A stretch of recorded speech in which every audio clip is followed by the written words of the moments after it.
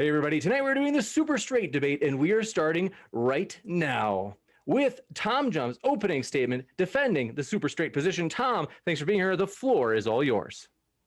Thanks, guys. Thanks, Vaush, for joining. I appreciate the opportunity to have the conversation as always.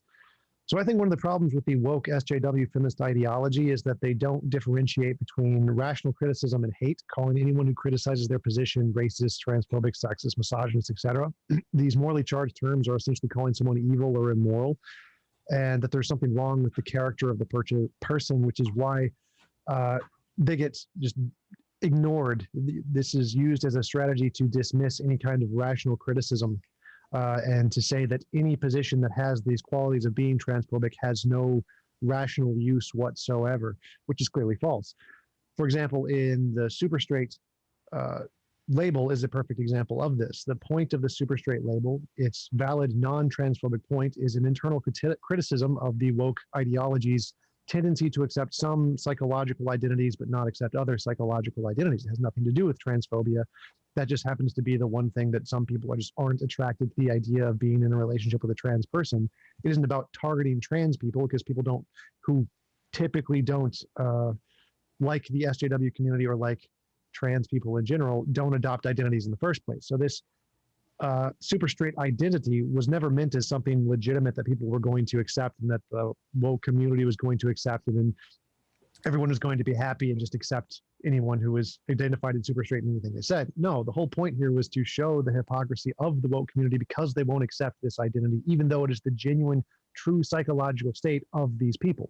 It's not meant to single out trans people and to treat them any differently. It's meant to show the hypocrisy of the trans community because they won't accept the genuine identities of certain groups, the groups who they don't think are worthy of accepting. So I think that because super straight has a legitimate use, which is not transphobic, it is inappropriate to call it transphobic. You can call certain people who use it in a racist manner or a transphobic manner transphobic, but you can't call the concept itself transphobic. Saying that it originated from a transphobic person or a transphobic goal is irrelevant. It's a genetic fallacy. The fact that if a Nazi invented some concept and in that concept was something valuable that other people in society latched onto and said, oh, this was actually a really good argument.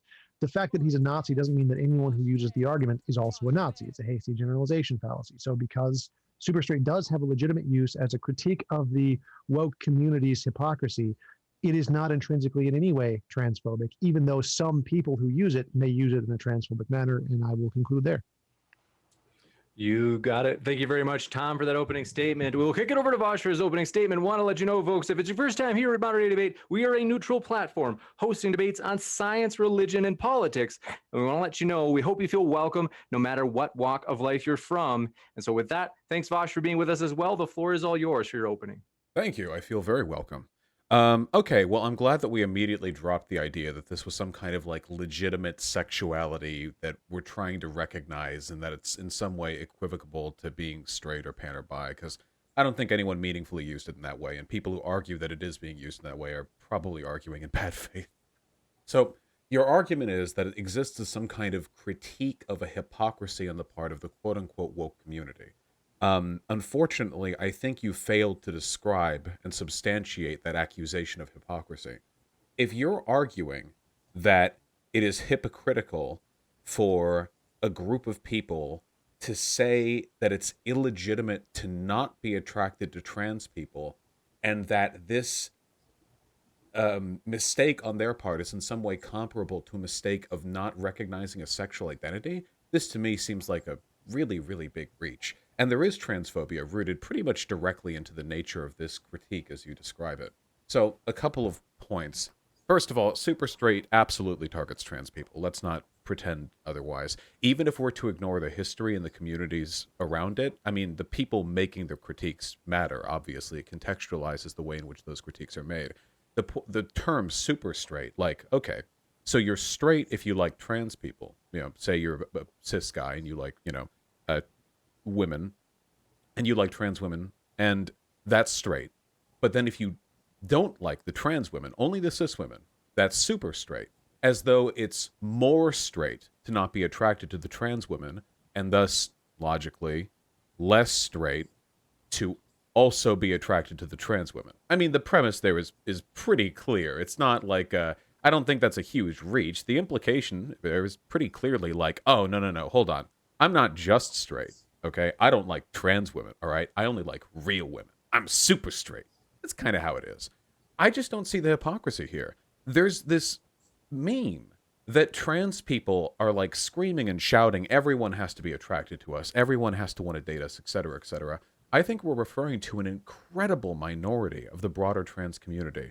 The vast majority of trans people, let me tell you, do not want to be shacked up with somebody with whom they have to fight for the legitimacy of their identity.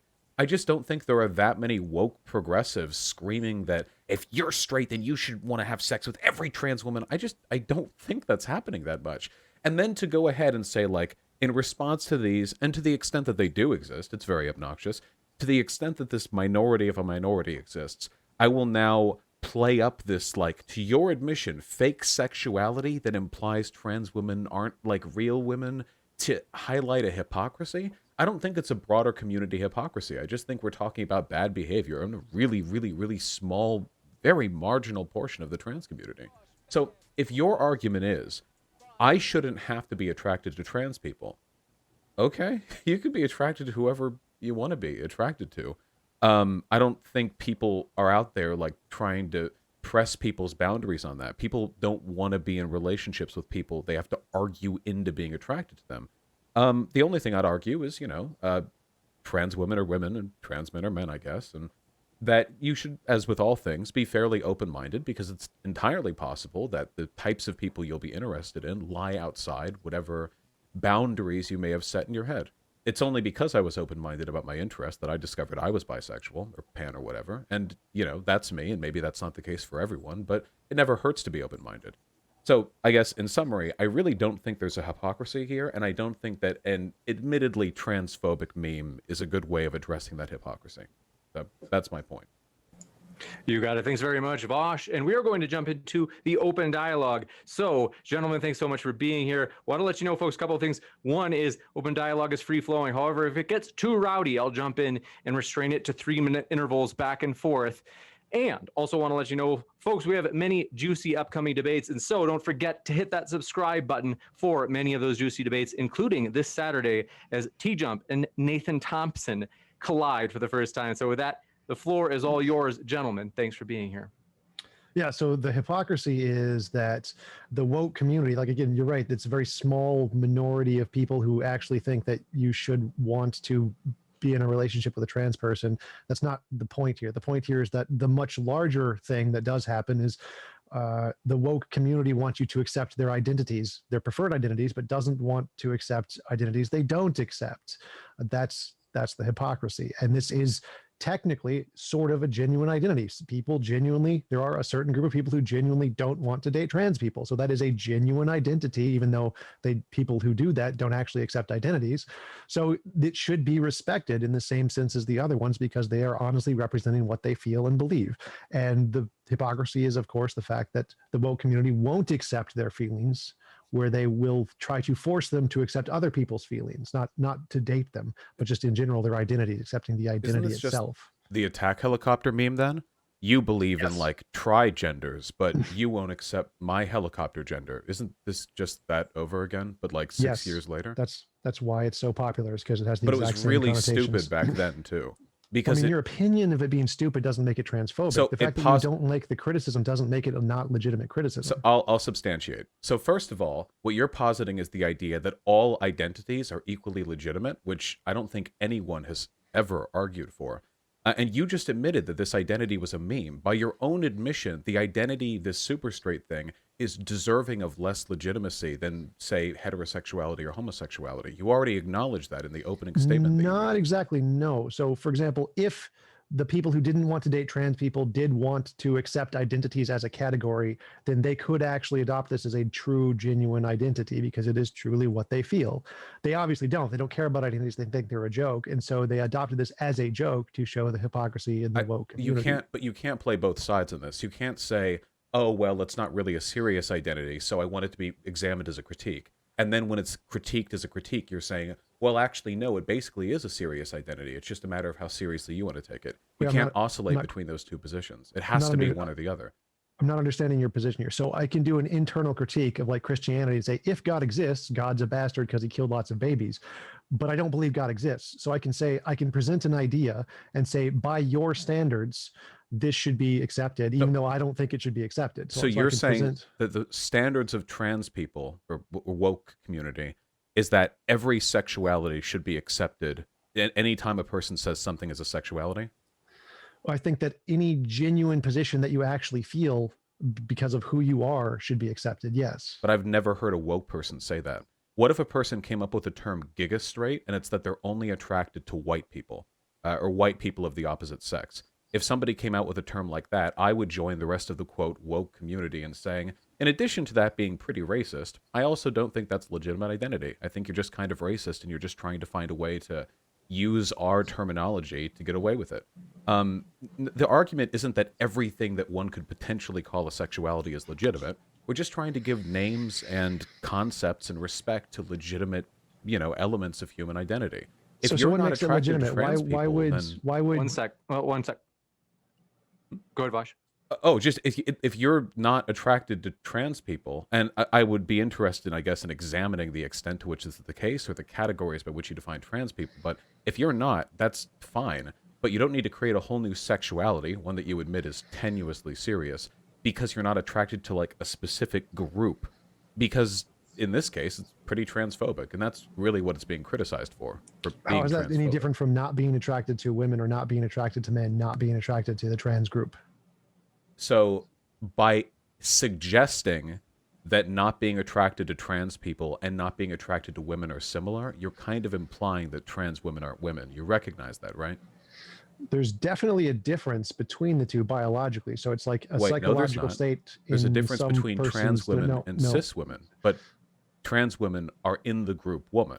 So this is what I mean exactly. You can't Again, argue so the identity group, is not transphobic, the group but here then is applied by the person. So as a person, someone can categorize women as biological women, and that's what they mean by women. And so trans people would not be in that category. and that would be a by their transphobic definition. description, which is why it's No, criticized for being transphobic. It's not transphobic. It's quite accurate. Like they can define it that way. Wait, hold on. How is that denigrating? Biologists don't use the term biological woman. So scientific accuracy isn't what you should be deferring to here. If your argument is that the term you use to describe women doesn't include trans women, then yeah, it's transphobic. How is that transphobic? It's just a categorization. It doesn't say anyone. Wait, hold on. Wait. I can't tell if you're being serious right now. No, I'm completely serious right now. The so argument, I can label the argument trans women that because trans women aren't women is like the central argument over whether or not X or Y is transphobic. Are you asking me why it's transphobic to say trans women aren't women? Why is it transphobic to say that I think women are biological determined and not psychologically determined? The central social conceit of trans people and of political movements surrounding them is arguing that they are the gender they identify as. And determining that is not the case, or saying that that is not the case, is considered transphobic for the same reason. For the same reason that, like, 17th century phrenologists tried to argue that black people weren't the same type of human as white people were. Now, you can adopt a 17th century phrenologist definition if you want to, and I also have the right to call you racist for it. So that would be kind of the line in the sand. You didn't answer the question. So to say it's transphobic, you need to show that saying one is more or less in some sense. Just saying I factually disagree with how you define woman and I think this is the correct way to define woman doesn't imply anyone's more or less. It's just saying I disagree with your definition. That's not transphobic to disagree. That's the problem with the woke community. So do you think a definition of human that excluded black people would be a racist definition? It depends. It can be and it may not be. So wait, hold on. You're arguing that there are ways in which you could define human that don't include black people and that wouldn't be racist. Maybe if you had like some scientific evidence, if you literally thought there was some massive added decide this is a hypothetical. The category of human. So again, this is hypothetical. Like if someone injected alien DNA into African Americans, then they wouldn't be as human as other races. So yes, you can come up with a definition. So let's say right now you had a scientist who said, "Oh yeah, okay, there are two species of Homo sapiens on Earth. Okay, there are humans and then there are black people." And my definition. Wait, please allow me to finish the hypothetical. And my definition of human has you have to have below a certain melanin count. Okay. Now, do you think that'd be a racist definition? Because it's scientifically accurate. You can determine the amount of No. melanin in the skin. So again, that's irrelevant to the question. You asked, can you come up with a definition of human that would show one group was not the same? And yes, the obvious answer is yes. If they had DNA, which is the qualification of one of the features that makes someone human, was different. Is a social construct. No, it's we not. arrived at that by determining. I don't care about your social construct ideology. It's not. Wait, It is wait, biological fact. T-Jump. That's not an ideology. You can ask a scientist if you want to. The way in which we define Are humans species, an empirical fact outside of any social construct? Yes, they are a species. the that is category completely separate. of humanity doesn't exist outside of our socially constructed category. It definitely does. T-Jump. There's only so many layers of illiteracy that I can cut through at a moment. Let's just focus on social constructs for a second. Now, what a woman is, what woman means, is something that we kind of arrived at. We didn't understand what woman was like 300,000 years ago. How we've described what a woman is has changed over time. Likewise, our understanding of speciesation has changed over time. We describe these things in relation to how much utility they provide us. Now, it's possible to arrive at a definition of humanity that doesn't include black people, because you can arrive at a definition of anything as long as you're willing to change the definition. No. So would you think that's racist to be like, there are humans and everything then you're saying is just completely incoherent here. You're just not understanding how reality works. So science defines terms based off its correspondence to reality. We care about the reality thing, not the made up names thing. So you're too focused on the made up names thing, which just doesn't matter. So how do you when you're determine trying to define speciesation? What determines whether or not two things are of the same species? lots of different criterion. What criteria, and how do we arrive at those criteria? We make our best guess through induction to try and describe what best describes reality. Our best guess through induction to describe reality. Okay. Yes. So what processes, what methods would you use to arrive at that conclusion? Science. Okay. Like, let's say you have two species This isn't squirrel. complicated. Like I don't want to go into a This is debate about how extremely social simple, I agree. constructs. Wait, no, but Don't, the why are you interrupting ambiguity me? of your Stop answer interrupting me and suggests. let me finish. Okay, So go for it. I don't care about your diluted perception on social constructionism. It's false. There are factually different species. They factually exist. It is a fact of reality. You're like we put centuries labels, behind. Wait, stop interrupting. Stop interrupting. We put labels on them to try to describe them to the best of our abilities. They do exist. So that's just, you don't get to debate this. This is a fact. If you deny it, you're denying the difference What's between a elephants chair? and bats.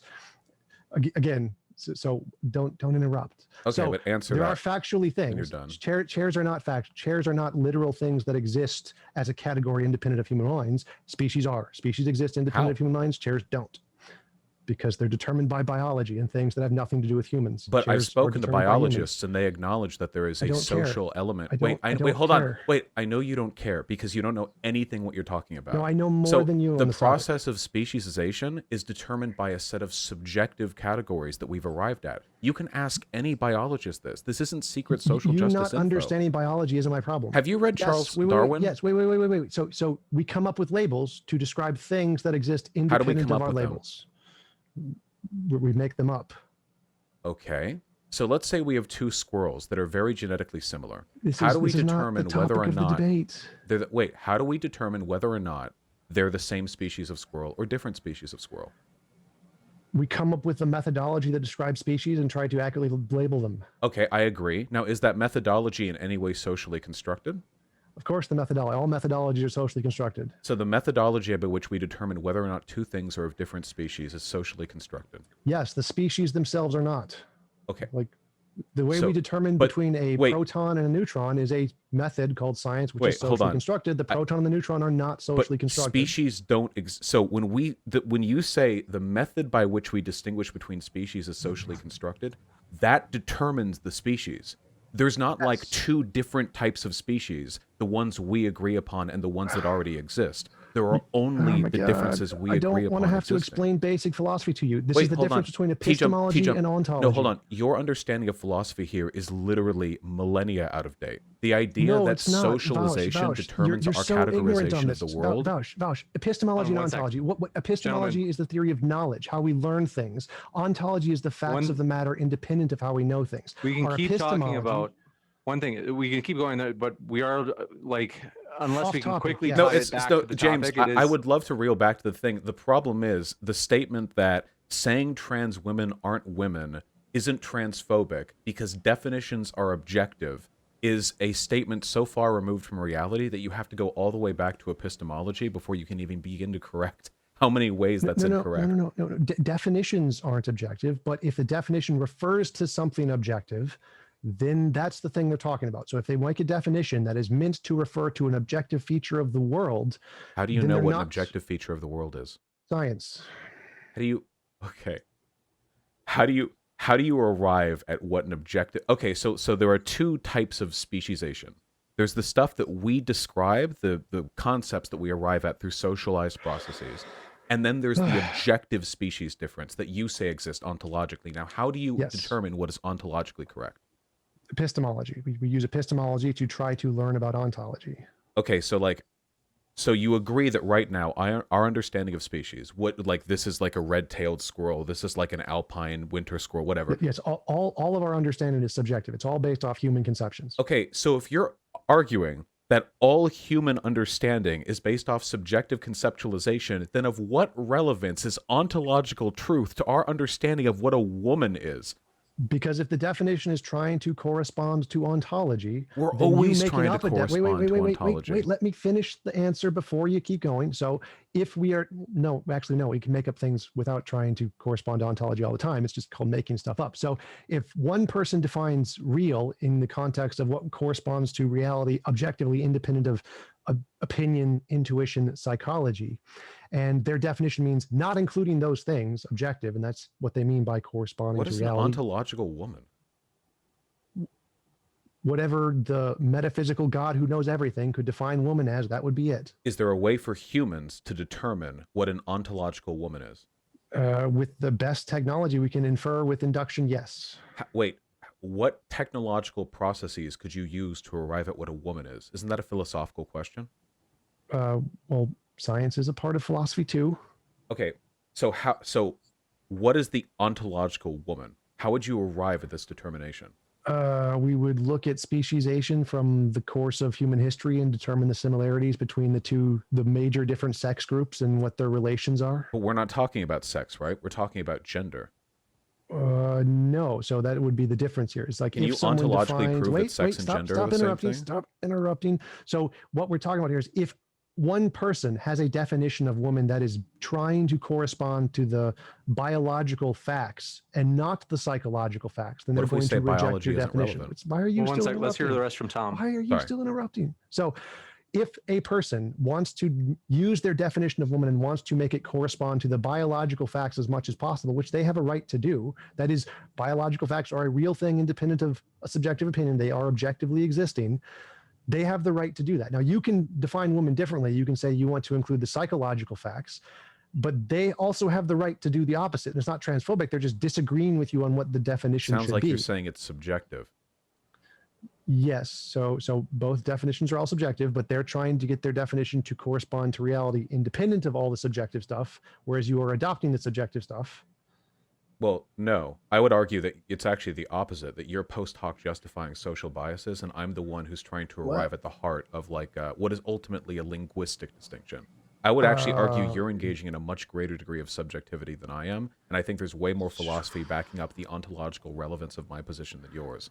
So the definition of objective is true independent of intuition, thoughts, opinions, hold on. So if you acknowledge that it's subjective, that what a woman is subjective, then couldn't you make the argument that some subjective determinations are going to be bigoted and some aren't?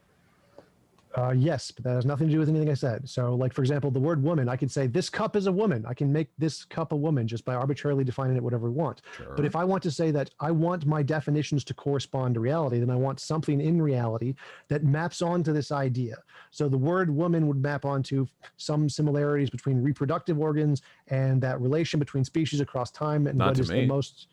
yes, obviously not to you, so that's fine. So if I'm saying I want my definition to correspond to reality in this way, and I don't want to have any subjective intuitions, opinions, because those are the opposite of objective. I want objective things only. You're still doing the subjective determination to decide that biology has anything to do with the definition of womanhood.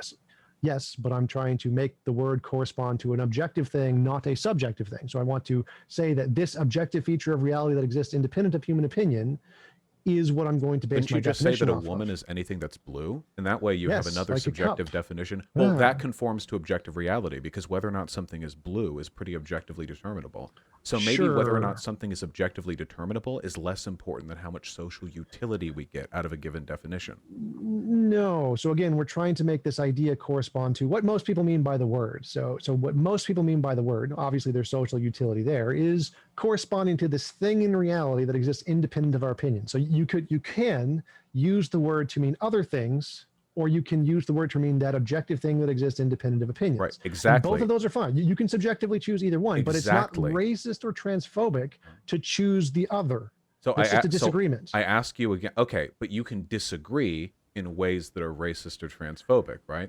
So for example, you can disagree with me I don't know. that you want to say integrate schools racially. You can have a different opinion, but the Sure. opinion can be racist, right? Like if you Sure. don't want black and white kids learning together, that can be like a racist thing to believe. Sure. And it also can be not racist. It can be like you could have some kind of justifiable reason to believe that, and it has nothing to do with racism. Like you Okay. just genuinely believe it would But be better. since we've agreed that the methods by which a person determines what they consider to be true have a subjective focus to them, like, for example, your subjective decision to incorporate biology into your definition of womanhood, and my subjective determination that self-identification should be the case. Since people use subjective matrices to arrive at whatever definitions they choose, don't you think it tells something about somebody that people would arrive at a definition of woman which is completely antithetical to the broader political interests of trans people, denies them their identity No. and legitimacy of their existence, and contributes to broader cultural norms that lead to No, their that's a harm? hasty generalization fallacy. So That's I not can what that literally say means.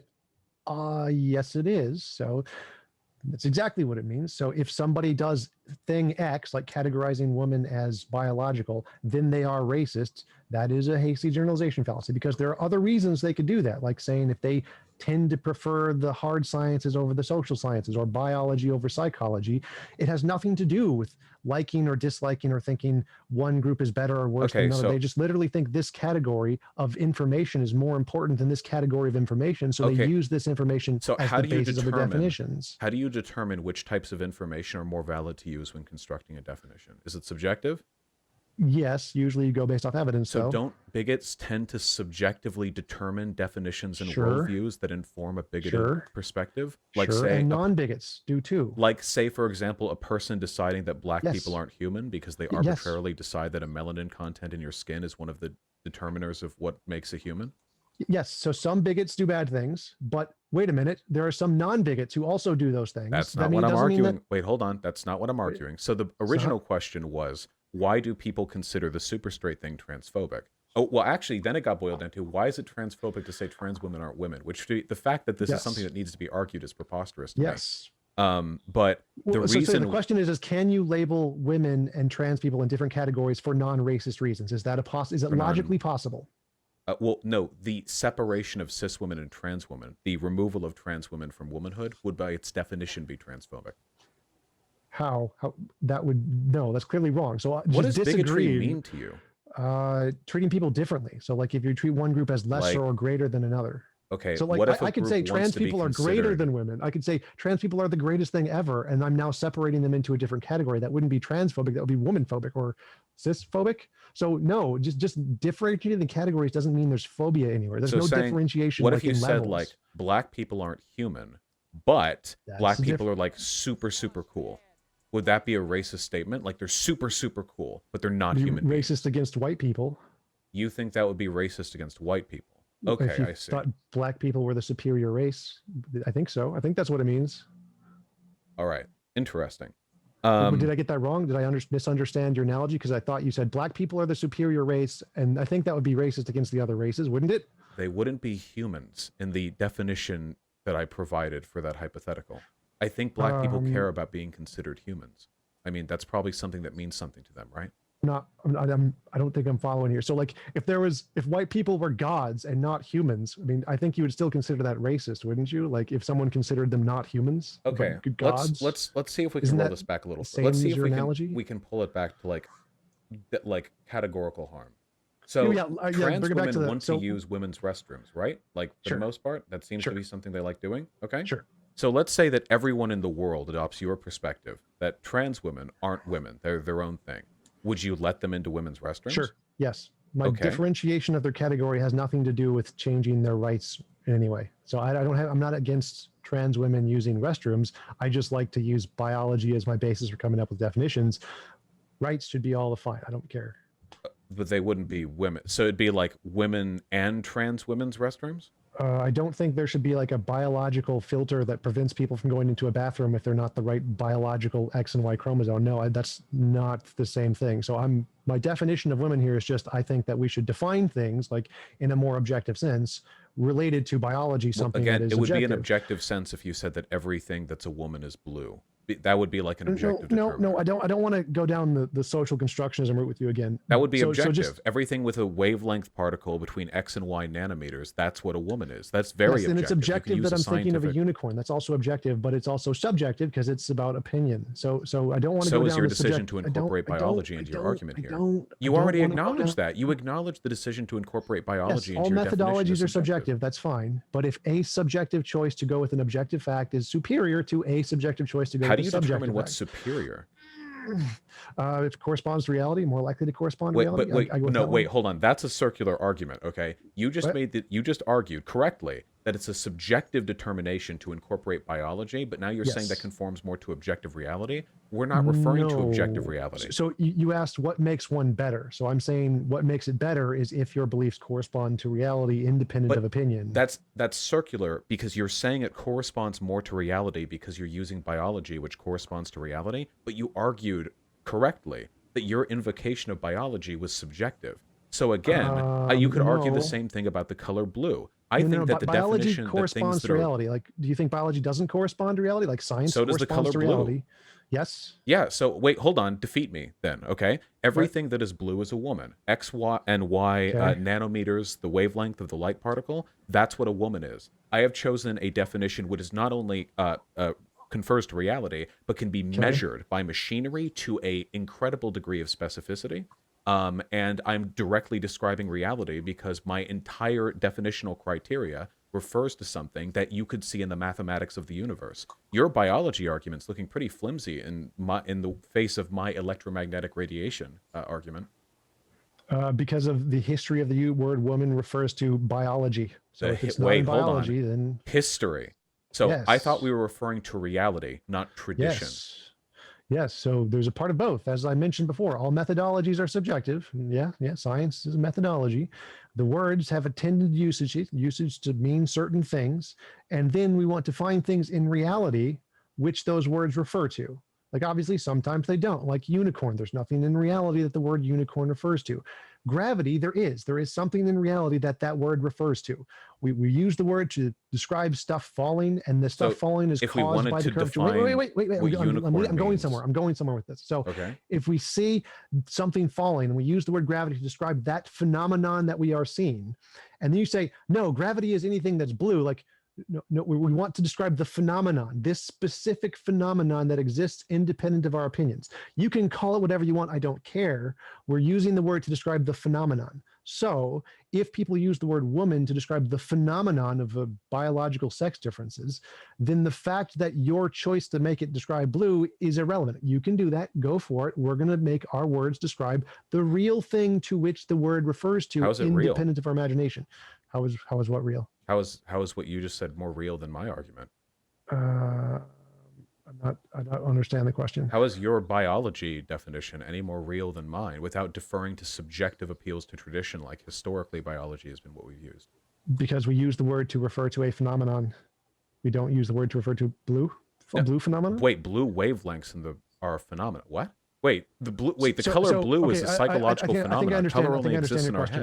head. So we came up with the word to describe something we saw a long time ago, and then that thing that we saw exists. So we came up with a word to describe the thing we saw. If a million billion years ago we came up with the word woman to describe blue things, then you'd be right. We didn't. Again, you're referring now to historical appeal, which is the Yes, definition that's of a fallacy. perfectly fine. See, Wait, the problem is what you're No, doing is appeal to history is wait, not a fallacy. hold on. History is You've gone off abstract. for a while. One sec. What you're What? doing is the definition of a post hoc rationalization. Your philosophical backing here is incoherent.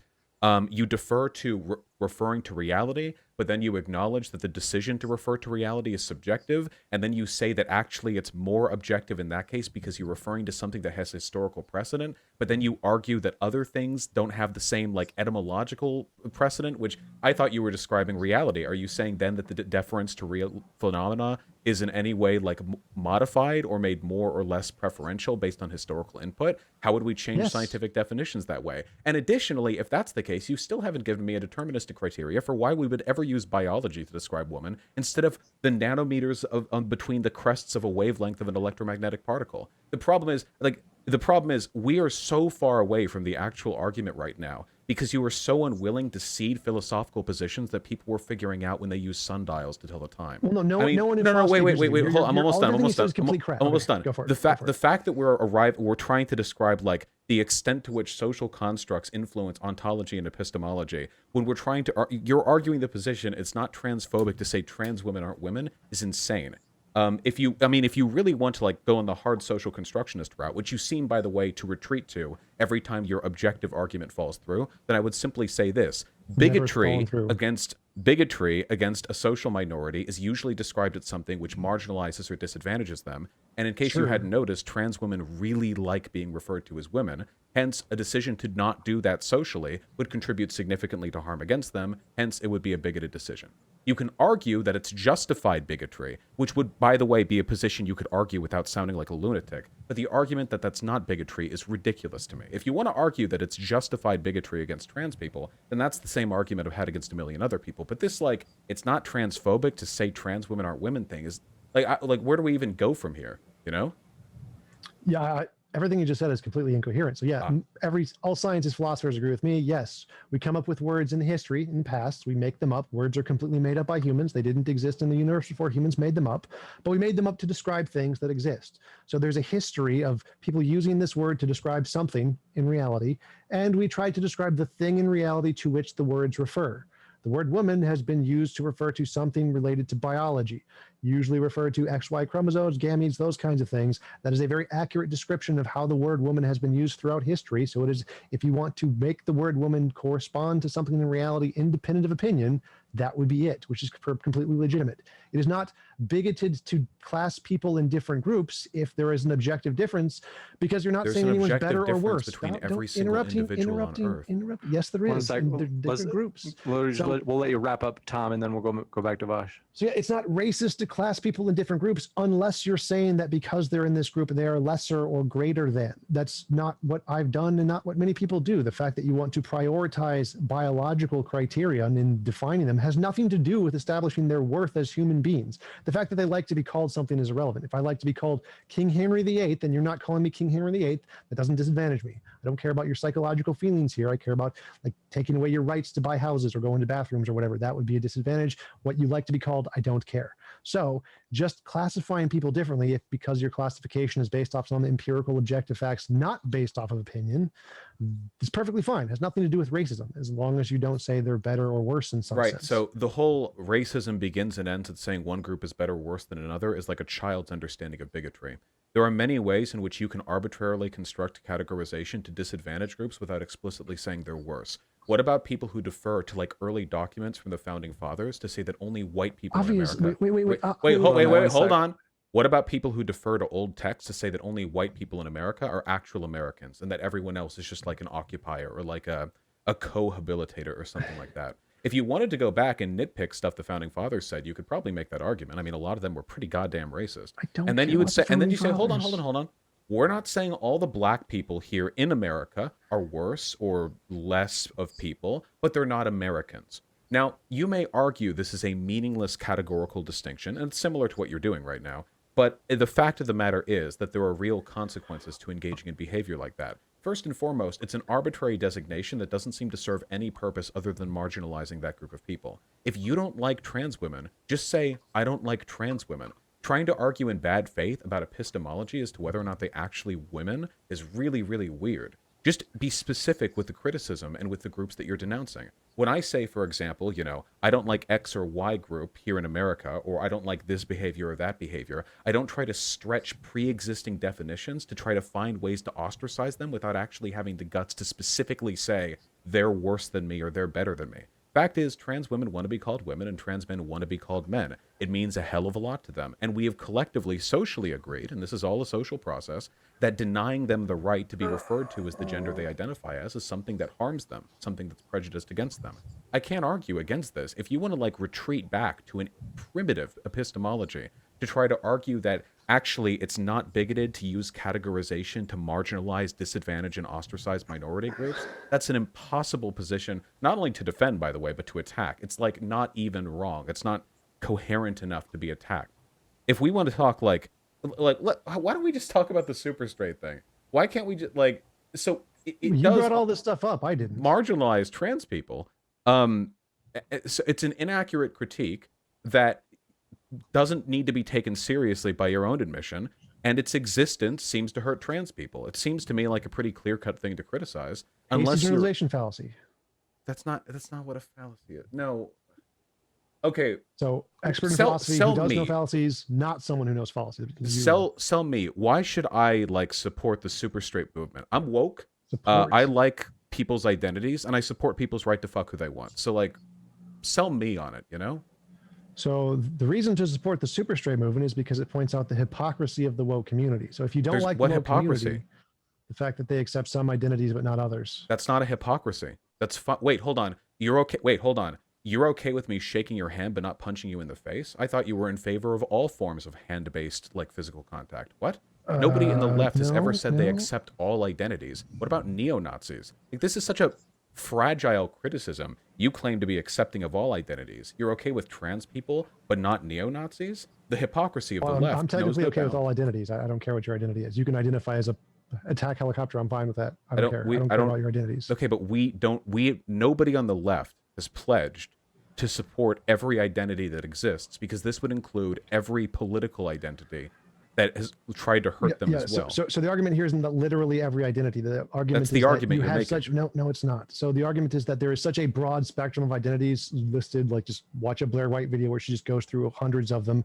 Is that where you get your understanding of the woke community from Blair White videos? No, but she's a good example because she makes this argument. So a good reason to know this is a legitimate argument made against the woke community and why many people accept this super straight label is because the proponents of the anti-woke community say this. The people with hundreds of thousands of followers are literally saying the things I'm saying, that yes, this is a good argument because it shows the hypocrisy of the woke community. That's the reason they're accepting it, not because of transphobia. What argument is that? Wait, hold on. Who? Give me an example of who. Sargon, Blair White, Black Pigeon Speaks. So it's just a coincidence that all these people are transphobes. You just named Blair White the most self-hating trans woman on earth, an ethno-nationalist and a neo-Nazi.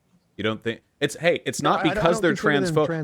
Wait, hold on. It's not because they're transphobic. Hold on. It's just a coincidence that everyone pushing for this publicly is transphobic, you know. Yeah, I don't consider them transphobic. You're subjective. I know you don't, because to you definitions are just like trapeze, like escape traps that you can they're like escape rooms that you can try to twist your way out of. You care about made up psychology, science. You already acknowledged that definitions are socially determined to process. You keep backing up to actually I defer to objectivity, but you don't. It's just a coward's retreat that you go to when you can't own up to the fact that your subjective preferences are bad. You not understanding how science works isn't a problem with my ideology. So yes, words are socially constructed, and if you try to make them correspond to reality, that's what trying to make them objective. What is reality? Oh no, wait, we're not going down the illiterate epistemology. So my question. So hold on, wait.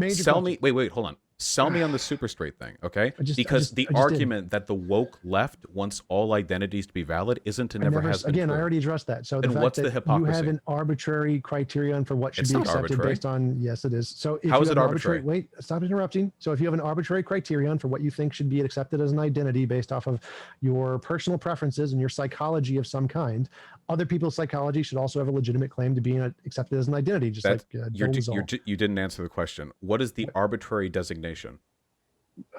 People's identities based off of their feelings.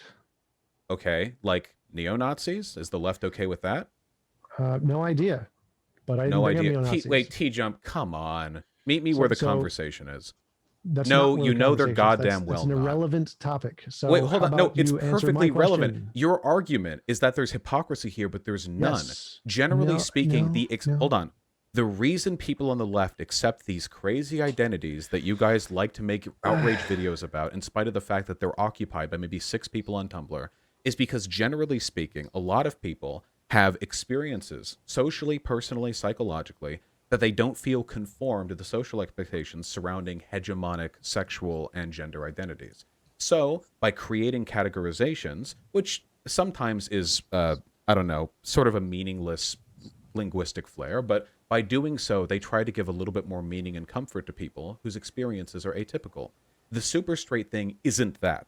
That's not its origin. How? Because that sounds exactly like what it is. You already acknowledged right off the bat that it's a criticism similar to the attack helicopter joke. You've already said it's not what I just described it to be. Wait. So what's the difference here? So is the difference just what's the origin? The difference between the attack helicopter joke and being okay with people accepting divergent gender identities to describe their personal experience? So what I heard you say is that gender identities are accepted because they are meant to, as a categorization, to bring comfort to people who don't feel some connection to the social expectations around sexuality, something like that. Is that about right? In part, yeah. They're not criticisms of some broader existing category. So super straight, that would apply literally to, there's a group of people. You already acknowledged that it's not a serious identity, though. You can't back up to the identity argument. I'll address that in a minute. So there is a group of people who have a sexual identity which does not correspond to the social expectation, and they created a term. Wait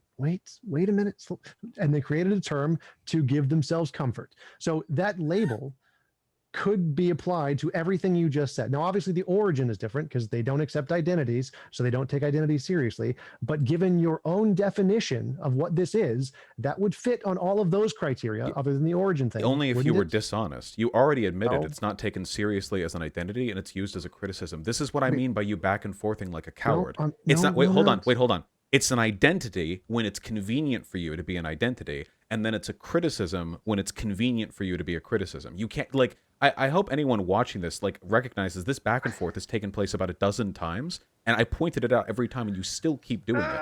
So, additionally, even if we're moving beyond the broader criticism here, the premise of the super straight label directly invalidates the legitimacy of trans people, and for that reason, the left would never accept it. You think it's hypocritical for like the left to say we accept trans people, but we don't accept anti-trans identities? So just based off of the criteria you listed of what a true identity is, it is a word, a label that. If you want to twist the definition I gave you, you could describe literally anything. I don't want to twist it. I definitely do not want to twist it. I want to try and use what your accurate definition is. Can you respond to the criticism that I've levied then, rather than trying to twist everything that's ever existed into an identity? I'm trying to do that. You keep interrupting. So the point here is this is an internal critique. So yes, the super straight label is a criticism of the woke community. The reason it's a criticism is because when you apply the woke community standards, the things you just listed, this would fit as an identity just like the other ones. How does it fit the woke community except for the genetic fallacy. Wait, genetic fallacy? Yes, the origin fallacy, saying it was created for this purpose. What about the fact that the central premise of super straight is that trans women aren't women? Wouldn't that be a good reason for woke lefties to not accept it because they don't believe in it? Not based off of your definition. So your definition, I think, I want to make sure I'm. So wait, hold on. Wait. You keep repeating the definition. Let me be perfectly clear, okay? I just explained people creating an identity to explain divergent sexual or gendered characteristics. First of all, being a straight guy who's not attracted to trans women is not divergent. Okay, it's not some oppressed minority that's yearning for it. Hold on, come on, that's like yearning for acceptance. Second of all, the inherent premise of being super straight is that trans women aren't women. And if you wanted to, you could just say, keep in mind all of this whining and crying. You could just say, I'm a straight guy. I don't really know if I'm like attracted to trans women. That's all you'd have to say. And I think in almost any place on earth, that would be treated with a perfect degree of legitimacy. This rhetorical flourish exists exclusively to, with bad faith, ascribe the legitimacy of a sexuality to the premise that trans women aren't women. That's why you keep jumping back and forth between identity and criticism. It doesn't actually hold up as an identity, but you're trying to use the rhetorical flourish of a sexual identity when really all you're actually doing is saying trans women aren't women. Why would the left ever accept the legitimacy of an identity that delegitimized trans women? You're not any other supposed to accept it. on the left? The point is that you won't accept it, even though it meets the vast majority of the criteria you just listed. The vast majority of. Well, invalidates trans people just happens to trip one of the red flags. The left's never going to Okay, accept that's that. nice. So does it meet the other ones? Does it meet the one that this is a sexual identity of people You've who already don't acknowledged meet it's not an identity. Why do you keep doing this, man? hypothetical identity? Hypothetically, Okay, I see. so is it a label for a sexual preference that does not conform to a certain subset of society's expectations that can make people feel marginalized? Do all of those fit? No, they seem to fit. First of all, nobody's marginalized for not being attracted to trans people. Like, no matter how hard you want to run that down, I do not buy that premise, whatever there was victim a porn complex you star may who have. was just labeled a transphobe and fired what? because he wouldn't date or wouldn't do a sex scene with a trans woman. So yes, that does happen. And I'd like to see yes, the it does context. happen. Wait, hold on. It happening once or a couple times is not the same as broader social marginalization. Wait. You just listed like there's a bunch of names for people. There's like 6 people who identify as this. Like yes, it does. So that's a legitimate. If those 6 people get a legitimate identity, so do these 6 people. So you're saying that the person who didn't want to work with a trans person should identify as super straight? No, I'm saying they could. They would fit this label. So as a marginalized group who has a sexual preference that doesn't meet the social expectations like you defined it, this would fit all of those criteria that you provided for Except your for the definition. really critical one, that the super straight thing inherently invalidates trans people. Okay, so it meets all the other criteria though. You realize that's a really, because like otherwise yes, you I'm can make happy a to grant sexual identity for anything. I'm Happy to giga grant straight. that. I'm not attracted to black women, you know? Sure, Wait, hold on. I'm mega agreeing straight, with you. actually. I'm not attracted to like, Jewish women or something. Otherwise you could get away with producing any kind of sexual identity. Sure. So you listed a whole bunch of criteria, and all of them except one are met. So you realize the entire. Wait, hold on, really quick. Wait, hold. No, please. I'm making an argument. Please, this is let me very finish. critical. Please. The No, entire debate, I have been criticizing the super straight thing on transphobia. You are incredibly obsessed with now trying to find some like ledge to grab to justify the sexuality angle, in spite of the fact that you disavowed it in the first 30 seconds of your opening statement. Obviously, the issue is the transphobia. So again, We you can not put a pin in this, understanding. come right back to it, but just so you both get your points in. Tom, do you want to go back to that? You keep not understanding how an internal critique works. So we adopt your ideology for the sake of the argument while knowing it's stupid. So I know your argument is, I know your identity politics is stupid and it's wrong and dumb, but I'm going to adopt it for the sake of the argument. And so let's say identities are a real thing. Your definition of what an identity or what qualifies as an identity included things such as it is a label that identifies a certain group of sexual preference that is not accepted by a social community. All of those things fit the super straight label because it is all of those things. Now, it's not, you're right, it labels trans women, not women, which so it would not fit all of your criteria, but it does fit a hell of a lot of them. That's the then hypocrisy. What's the hypocrisy? So that is by definition not a hypocrisy. Answering your question. So there's a lot of criteria that you list for an identity. This meets a lot of those criterion. So to us, it seems like the vast majority of the criterion have been met by this standard, and you not accepting it means you're hypocrisy. That's your hypocrisy from our perspective. So whether or not you accept it or not, it doesn't matter. This is from our perspective. It looks like hypocrisy because all of these criteria are met by this thing, just like it is for those other things. So this would look like hypocrisy to an idiot. From the beginning of this to the end, from point A to point B, the problem has been the transphobia. And you're saying, well, it's hypocritical of you to have this standard for this, but not for this. Oh, wait, it actually is the same standard, but it hits most of the criteria. Anything could be considered an identity. Like I said, neo-Nazi can be considered an identity. Literally all of the human experience. The word identity is extremely broad. The critical distinction here is the transphobia. That's what we've been arguing about this entire time. So your argument, hold on, that it's hypocritical would only be legitimate if you ignored the transphobia problem, which is the main thing people say about super straight. There are 2 things progressives say about super straight, both of which you've acknowledged. First of which, you said it's not a real identity, that it's done in bad faith. You said that from the beginning. You said it was the same as the attack helicopter joke. So, I mean, you can back and forth that all you want, but you opened, and I appreciate you seeing that at the beginning. I agree with that. And the second point is that it's transphobic, which is, and then we had to argue the definition of transphobia forever, which but yes. Proved it was not. You didn't prove, that's, okay. That is very funny that that's what you thought happened there. But that's the criticism people on the left levy, that it's in bad faith and that it's transphobic. You acknowledge the bad faith in disingenuously invoking an identity for the sake of the attack helicopter criticism, and then you acknowledge that there is a legitimate categorical distinction between the left's acceptance of the identities we do consider valid and the left's acceptance of super straight, the transphobia. You have already ceded both points, both of the criticisms that people make. And the idea that this, like, you're arguing there's hypocrisy here is at this point, by your own admission, completely invalid. You've already determined the category, the consistent category by which people on the left determine their support for these identities.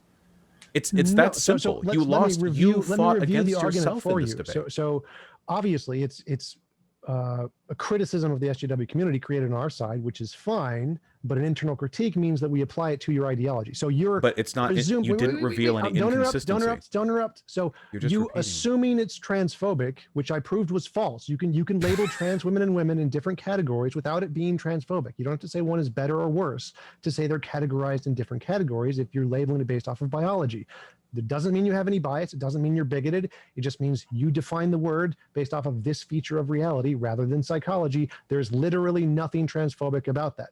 So if it's not transphobic to label these as two different categories, and you can use super straight and it meets every other one of the criterias, and now it meets your trans one too because it's not transphobic, it's now met all of your criteria. Wait, but it doesn't. It meets our definition of transphobic. And you can say you disprove that it was transphobic. And again, that's a spectacular interpretation of events you have back there. But by the left's definition, a consistent definition we have, by the way, trans women are women, trans men are men, et cetera, consistent definition, bulletproof even. You can disagree with the internal premises, but it is consistent.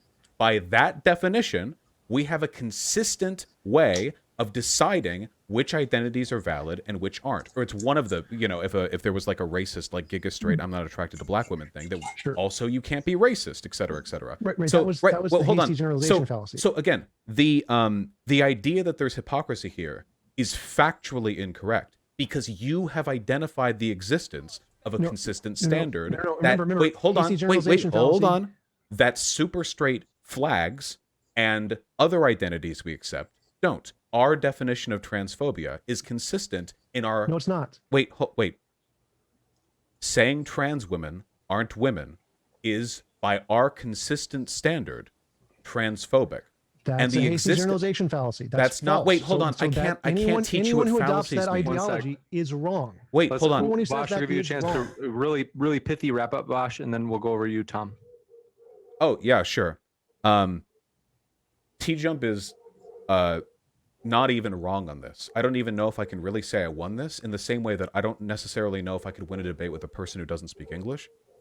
His understanding of basically every big brain like dictionary word he tried to pull out here, from ontology to epistemology to social determination to speciesation to like all the fallacies that he miscited, is indicative of an, I don't know if it's arrogance or what, but man. So we've disproven his point using arguments he gave us.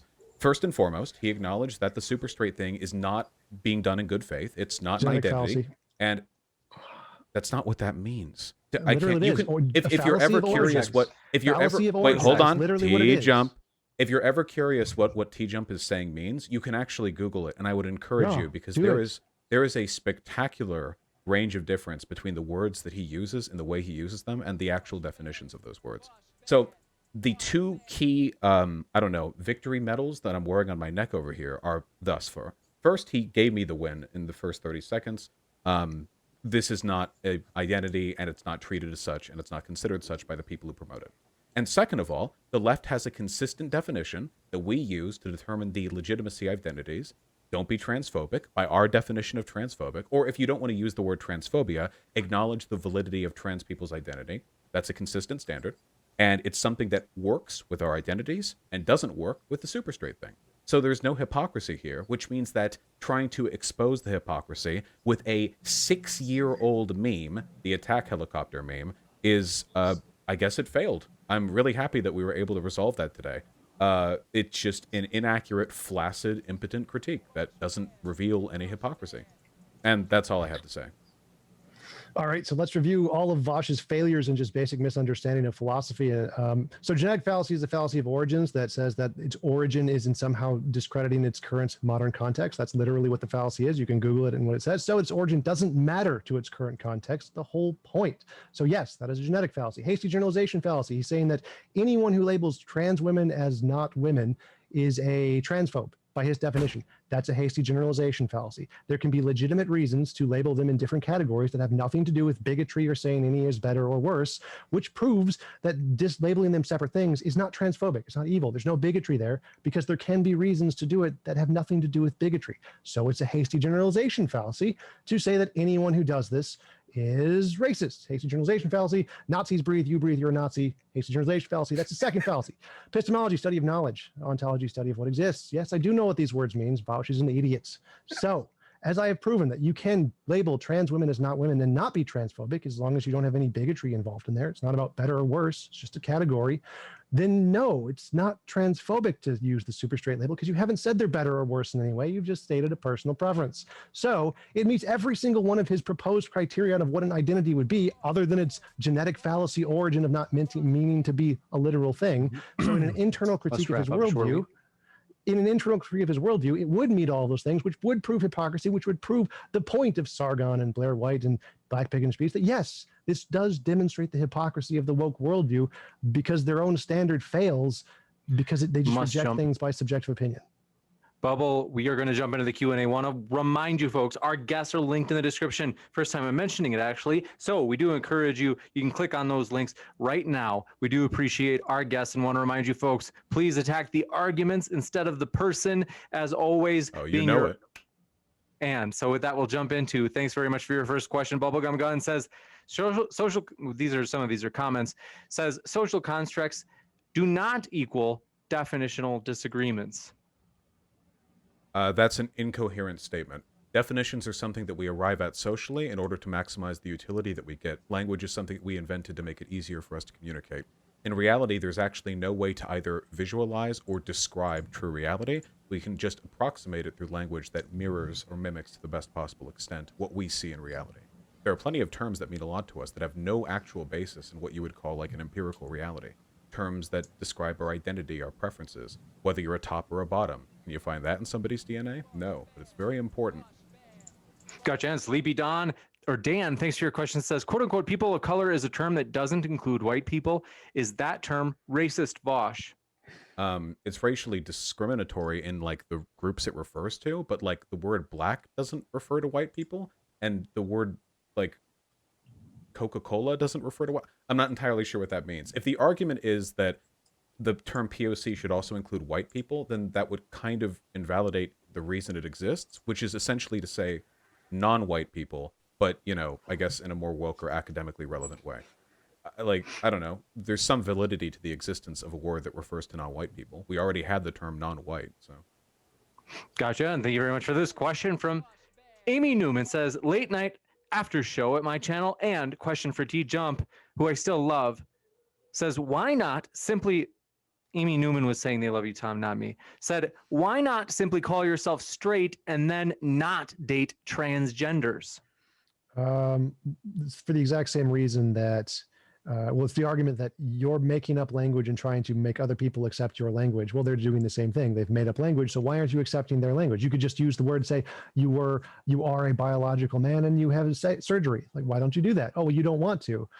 It's the same argument. The whole point of making up this language is to mirror the fact that the other identities have made up their own language and are trying to force that on you as well. Can I interject very quickly? Sure. The rejection of the social or the utility and social understanding of language by people like TJump is a really common tactic that bigots use to ascribe bigotry and bigoted values without actually having the balls to own up to any of the positions held.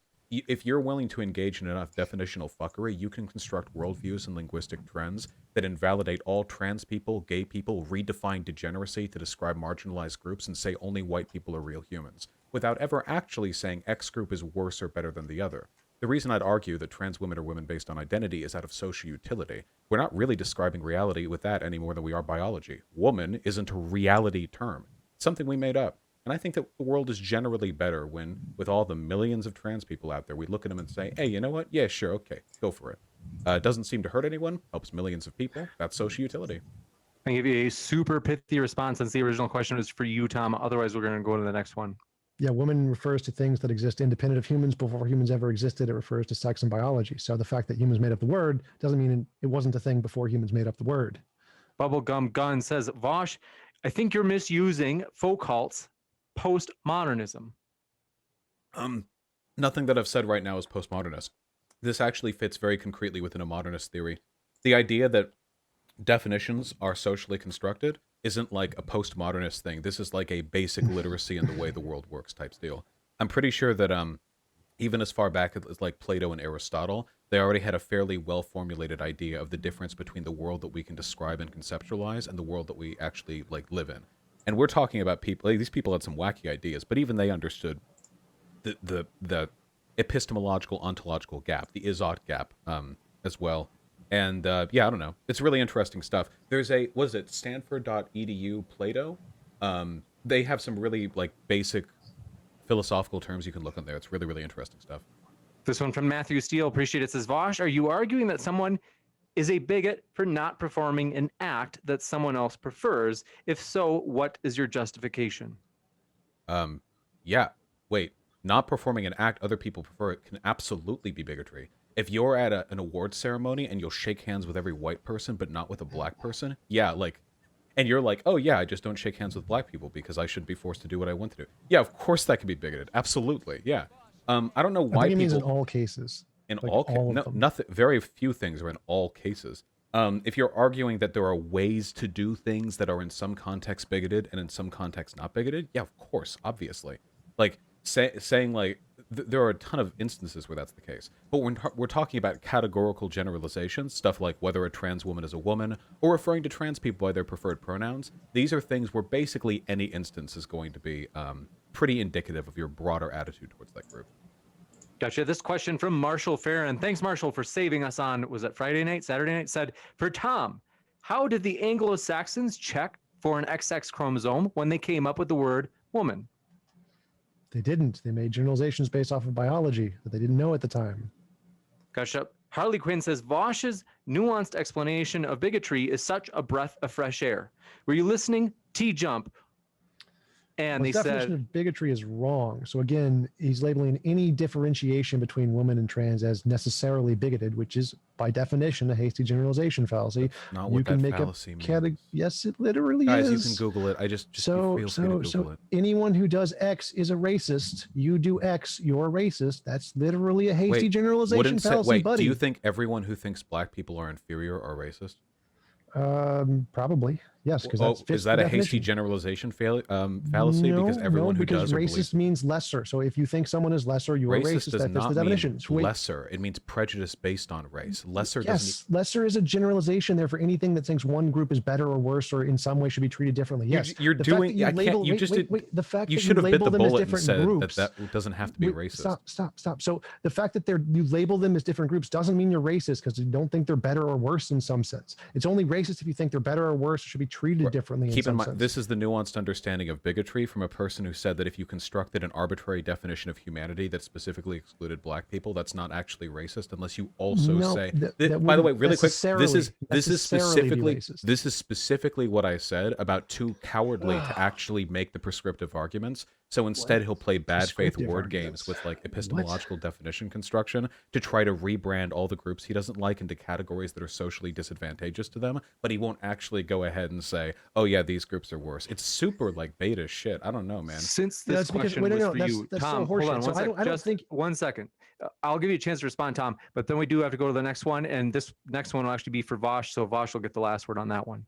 So I'm on record saying I would date trans women. So I have absolutely nothing against trans people whatsoever. I'm representing this position from a logical position, and Vaush is doing his dumbass woke shit where he thinks that people, because they hold this position, must be evil or have some bias against trans people, which is obviously false. So you just said that, Vaush. Shut up. So as I said, you can hold a position and make delineations in reality without them having anything to do with racist or bigotry. That's why the woke community is so dumbass, because they can't differentiate criticism and differentiations between reality have nothing to do with personal bias. And all they can do is make an appeal to motive and say you're being evil without addressing actual criticism. Very quick Got one correction. for I've Vaush. actually never talked about individual bigotry over the course of this discussion. It's only been the premise of bigotry behind saying trans women aren't women. So ascribing my accusations of bigotry from a broader idea to an individual is fallacious on your part, TJump. Just a quick reminder. Bubblegum You Gun literally says, said yours as in mine, so not. this one coming in from Bubblegum Gun says, return to Confederacy. Trans straights should have their own ethno-state, as well as commies, ANCAPs, monarchists, etc. And anyone against Confederacy isn't interested in coexistence, but submission. I don't understand. I think every individual should have an ethno-state of their house. Next up, Bubblegum Gun also says, epistemology is an argument from pathos, not logos. Sure. Oh, people who use Gotcha. pathos and logos in common conversation tend to be fairly insufferable as well. No, the problem is if you went up to an actual philosopher and you said, my understanding of epistemology is entirely reflective of reality, you would get your head caved in by a huge book. The nuances of epistemological philosophy are so complicated and so based on subjective human understandings and interpretations. It's so far beyond my like baseline understanding. I don't even feel comfortable like making strong statements about it, but I know what I just said for a fact. So I got to respond to that real quick. So actually, no, like 80% of scientists and philosophers are realists. So they believe that it actually does correspond to reality and no one accepts his social construct of garbage. So yes, it's made up by humans. Oh, no, he doesn't to know what describe realist reality. means. Oh no. Yes, scientific realists, as in Being a science describes scientific reality. realist and believing in social constructionism are not mutually exclusive at all, and I strongly encourage you to read the basic literature on Oh my this. God, you're so dumb. Everyone Please, understands the word man. social We have to go constructions. to the next question.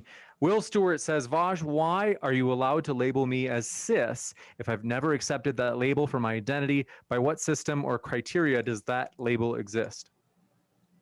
What? What? It- Wait, hold on. You can, if you're trans, you can let me know, and I'll stop referring to you as cis. Humans have hundreds, thousands of labels that we've constructed that we apply to people without asking for their opinion on the matter, like their height, or I mean, the wide variety of things. Their general skin tone, we can make determinations about them, like phenotypically. We can make determinations about the categorizations they fit into society, your nationality, your birthplace, your origin. What do you mean? Do I need to ask a person before I say they're an American, if they're born in America and lived in America their whole lives? If you take issue with that, then feel free to, like, say you're trans and I'll respect you, you know? Harley Quinn says, TJump, by what method have you accounted for inherent bias given culturally conditioned conventions? Specifically, without scoffing, please let me know. I make pretty much all of my decisions based off of empirical science, hard sciences, rather than social sciences. So it doesn't have anything to do with bias. And again, I have nothing against trans people. I've specifically said I would date if they were attractive enough. Vaush just doesn't know what he's talking about, as usual. Go for them. This one from Ian Crone says, TJump, what about people who are intersex and were raised a certain gender, but are biologically the other gender? Would you force them to live as a gender they were not raised as? I wouldn't force them to do anything. I would categorize them based off of the facts of their biology in my definitions, but I wouldn't force anything on them at all. Gotcha. And this one coming in from actual socialist trash, my favorite name on all of YouTube, says, love you, Vaush. TJump, one word answer. Are trans women women and trans men men? Not by the definition described by biology only. This one coming in from, do appreciate your question. 2 seconds, it's glitching on me. Brian F says, Vaush, does someone have to agree when a biological man says that he's a woman?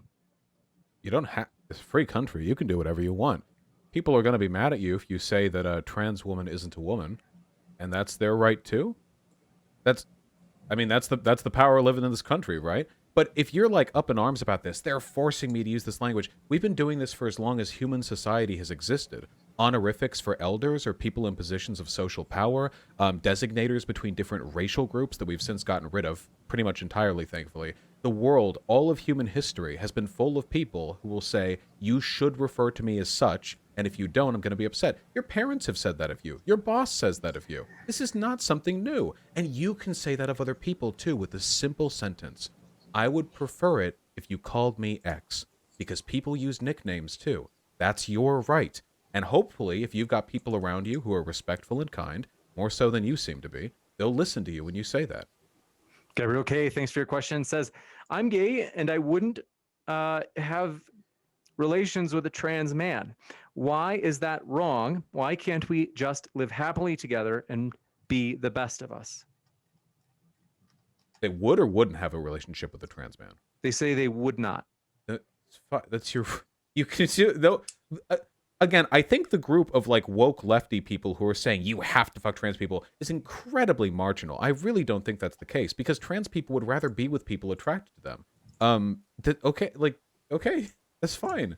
Also, by the way, I don't think genital preferences are transphobic. You could just be like, oh yeah, I like dick, and a lot of trans guys don't have dick, so, and that's fine. Like 99% of trans people will not bother you over that. They'll be like, oh, okay, because then they'll go find someone else who doesn't mind. It's totally fine. Gotcha. Thanks so much. And thank you. Thick Earl says, Tom claims to be straight with that mustache in the year of, with that mustache in the year of our Lord 2021. Vaush claims to like dudes, but has a Jesus beard. Post shave Vaush / beard TJ. I'll put my hair down so I look gayer. There we go. Thank you. And then Carlos Mendieta says, why do you keep attacking TJump personally? Let's see. They say, Vaush, you're attacking. Well, to be fair, you guys have both. It's been a wild one tonight. They've both, but we at least appreciate their passion. And Not a Chump says, Vaush, what's the difference between bisexual and pansexual? Why do we have those two different identities? I think they basically mean the same thing. I've never met a bi person say they were bisexual as a way to get out of saying they're attracted to NB people. It really just seems super, super arbitrary. I guess you could just use them interchangeably. I like pan a little better because it feels like it's a little bit more semantically correct for most people. But like, there was one time I heard a story of somebody who said like, it took me 10 years to accept that I was bi. That's the label I got used to. Do I have to go by pan now because I'm okay with NB people? And like, nah. Just do what makes you comfortable. Gotcha. And thank you very much for this question. Not a DJ Ango Geek says trans women equal women and cis women. But they say, which this also equals women, but trans women do not equal cis women. I think that's technically correct, right? Yeah, trans and cis women are like two different types of women, Like black and white women are like tall and short women, yeah. They're two different types of women. I think they're both women, but yeah. There's nobody on the left has a problem with you distinguishing between trans and cis women. Trans women know that they're not the same as cis women. That's the whole transitioning thing. They know. They're fully aware. You just don't be spiteful about it. It's all fine, right? Gotcha. And Vera says, TJump, have there not always been people who you couldn't tell their biological sex, but used gender based on presentation or identity, thus proving that gender or sex have always been separate?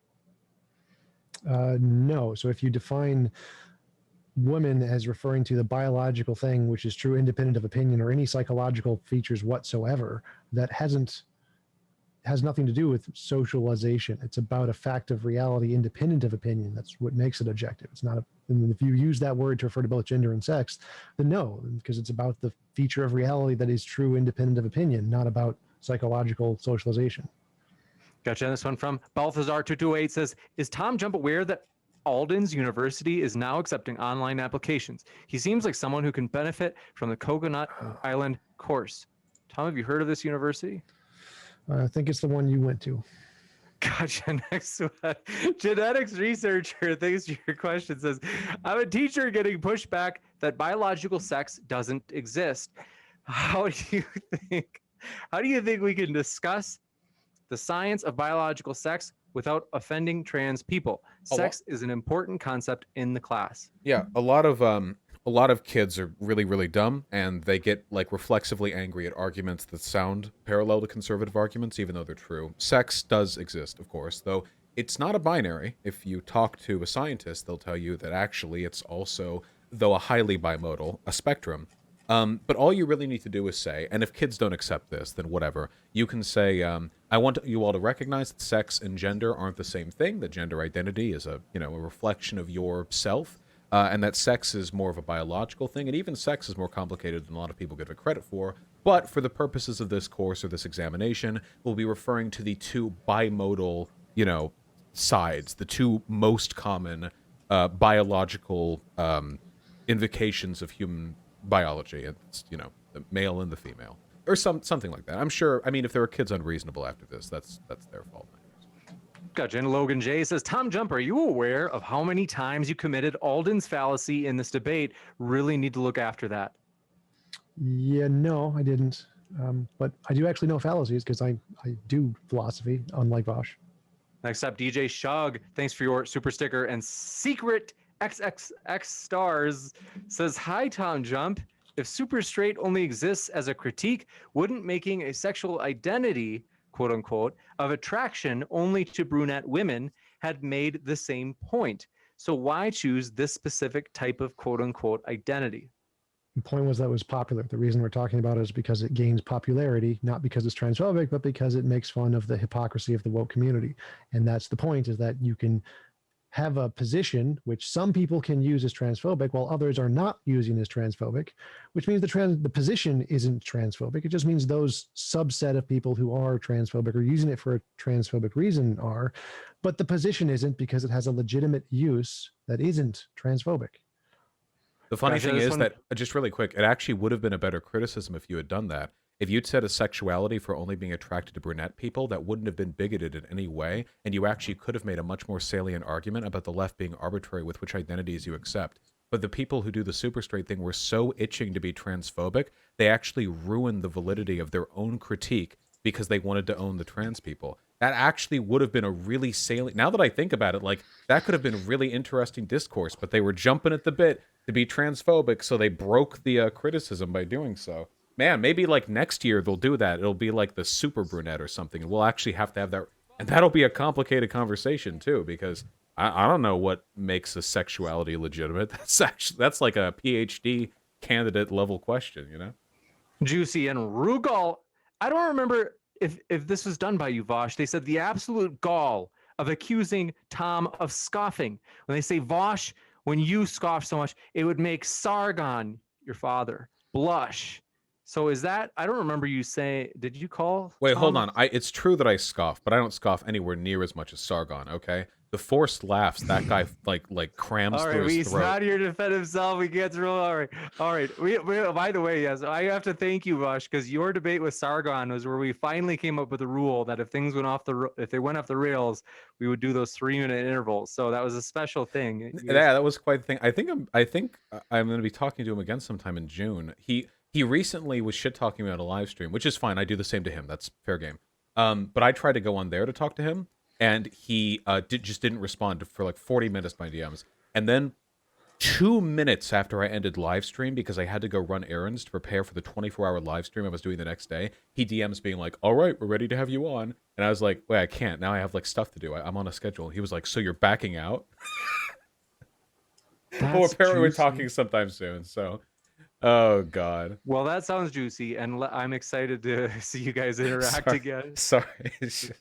Yucatan Guy. says, an identity is valid if it tracks an aspect of reality. Are there people who are only attracted to quote-unquote cis women? Yes. So doesn't that make super straight valid? No, it just means cis women and trans women. That would be like saying, like, because some people are only attracted to blonde women, that means that brunette women aren't women. It doesn't necessarily follow. Cis women and trans women are different. I mean, in some ways. Though, I mean, if I want to make the hard argument, there are some trans women post-surgery who pass with clothes on and off so excellently that they would have to tell you could live your entire life with them. And they would just be like an infertile cis woman to you unless they told you. Because, I don't know, the tech's getting pretty crazy these days. That's awesome, live your life. But anyway, yeah, just cis women. If you don't want to fuck trans women, it's okay. I promise you they won't come chasing after you, Gotcha. And D. Trich says, thank you, TJump. I've been called racist for claiming that black people aren't human, but you proved the haters wrong. I think they're being ironic. I don't know, you know? Who knows? Tom, what do you think? Yeah, that would be racist if, like, unless you can actually have a legitimate reason, which is possible. Like, if you find alien DNA in one group of people, then it would be reasonable to say one group isn't as human as the Okay, I other muted. without being racist. That So one you was can really do that good. I muted the and thing. not be racist if you actually do have some legitimate non-racist reason to do that. It is logically possible, which is why it's a hasty generalization fallacy and why Vaush is an idiot. That was a All good right, bait. let's see. We're gonna jump in. Vaush, would you like to insult Tom back? No, We that's gotta keep this fair. that's quite all right. By the way, I was way meaner than I should have been during this debate. I acknowledge my faults. TJump, I'm sorry that I was super abrasive. It's okay. We need the views. Next up, Vinny. So it's fine. You can take some cracks back. I won't. Vinny Anderson says a fallacy of generalization is when someone makes a general about a large population or group based on a sampling of that group that is too small. So that's the fallacy of generalization, not the fallacy of hasty generalization. Those are two different things. John Chipperini, thank you for your question. Says TJump, hasty generalization fallacy doesn't apply to definitions, but arguments being used. X meaning X is not fallacious. You're just wrong. Okay, so if Nazis breathe, you breathe, you're a Nazi. That would be an example of a hasty generalization fallacy. So saying you do something, any action X, and anyone who does action X is a Nazi, and therefore you're a Nazi would be a hasty generalization if there is some category of people who also do X who are not Nazis. So there are people who breathe who are not Nazis. So to say that anyone who breathes is a Nazi because Nazis breathe would be a hasty generalization fallacy. I'll take it. Anyone who breathes is a Nazi. Okay, you're all on the canceled list. We're all going down. This is a sinking ship, okay? And EndoXD says, Tom, there are 6 characteristics that define sex. Chromosomes are only 1. The other 5 are changeable. If someone has 1 out of 6 female traits, are they really female? One of them is whether your mom's busy that night. Sorry. I won't.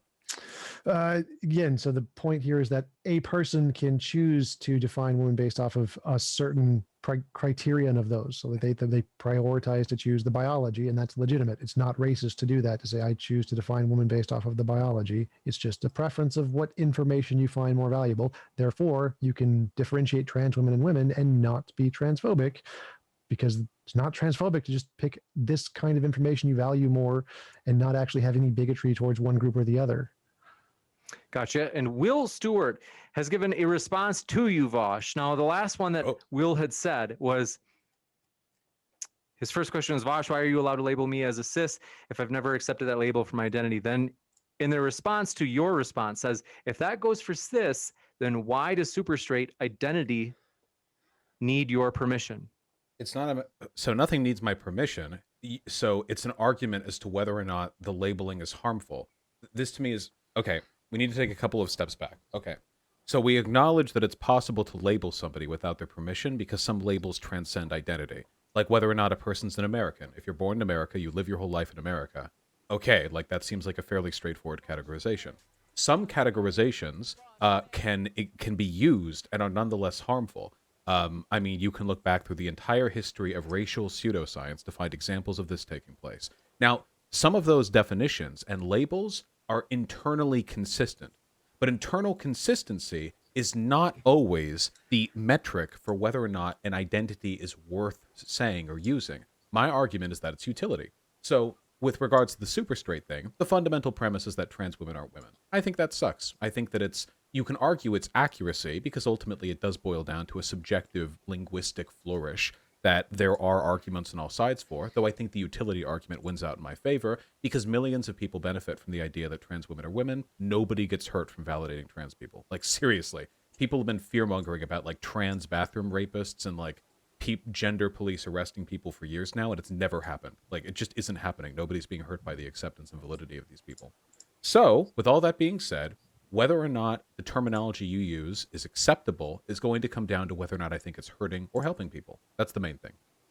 Gotcha. This question coming in from, by the way, folks, we cannot take any more. We've got a good list of questions here. We cannot take any more because we want to get our speakers out of here by a decent time. So thank you for your questions. And Mindforge Manacles says, TJump. No, we got that. Sarah Basney, thank you for your question. Says, can you provide a non-circular definition of woman that is capable of including trans, quote unquote, women? Sure. I would argue, I mean, you could argue that like a woman is one who identifies as one. That is circular, because then a woman is one who identifies as one, who identifies as one, who identifies as one, et cetera, et cetera. Though in this instance, I would argue that like self-referential definitions, if they provide more utility, are still more defensible than less utility providing non-self-referential definitions. After all, in this case, what a woman is doesn't actually seem to matter that much. I'm a gender abolitionist. Ultimately, I don't want woman as a concept to exist at all. Right now, the most utility that you can get with regards to trans issues is the self-identification one, because it hurts the lowest number of people.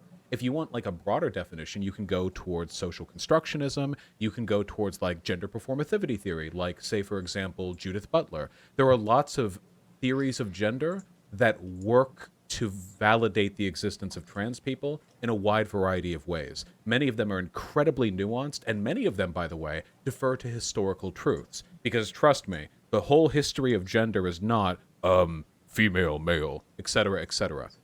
So I guess what I would say is the trans woman or woman argument is basically a accessible and lazy synthesis of the basic points given by a number of really, really interesting gender theories that are bantied about in academia now as we speak. I guess for anything more specific than that, within the purview of the time I have now, I think I'd be doing a disservice to the theory. Thank you for your question as well. Lewis Barnett says, oh, thank you. They say, thank you very much, both of you, for coming on the show. It's been a pleasure. So appreciate that positivity. And Cam W says, TJump, if you saw a woman in public and did not know that she was trans or not, how would you define her?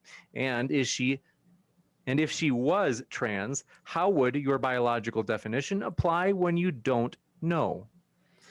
So yeah, the definitions apply to objective facts, whether you know them or not. That's what ontology is. Epistemology is you try to make the best guess given limited information of what of those objective facts would correspond to. So I would guess that she was a biological woman, even though I couldn't know it, and I would be wrong, but it would be a justified belief because I have some justification for that belief. It would just be a justified false belief.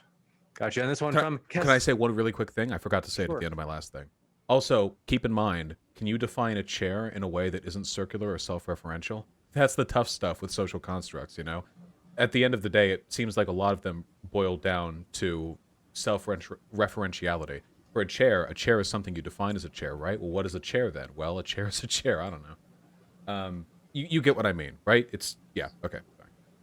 Gajan Castillo says, Vaush, you're very good at debates. It's like you were born to become a great debater. Do you believe your path to greatness in debating was based on destiny? I watched him for a while, yeah. And he's also really good at debate. So, yeah, absolutely. I got a ton of the rhetorical, interest from him. As time goes on, obviously my influences will diversify more often, you know? And I guess that's fine. I've never really been ashamed of that past, though. Because I'm, so cool now.